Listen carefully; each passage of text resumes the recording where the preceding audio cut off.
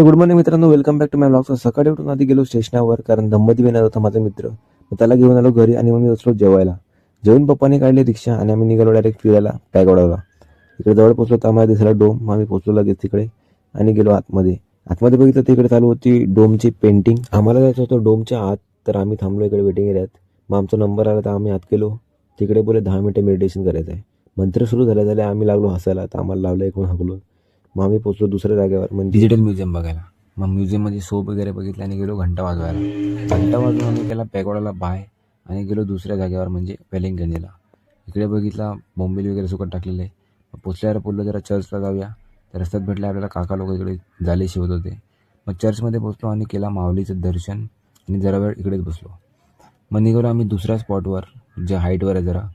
इकडे माऊलीचा स्टॅच्यू होता मोठा. इकडे वरती चढून आम्ही केला वेलिंगटनचं दर्शन, व्ह्यूचा आनंद घेतला आणि पोचलो खाली परत. मी इकडे जरा फिरलो आणि परत निघालो आमच्या घरी. रस्त्यात भेटले आम्हाला घोडे. घोड्यांना बघत बघत गेलो भाईंदरला. आंटीकडून घेतला मसाला डोसा. मग आत्याने दिली शेवपुरी खायला. मग शेवपुरी खाऊन पोचलो मॅक्सेस मॉलला. आतमध्ये गेलो, एसीचा वारा खात खात पोचलो गेम झोनला.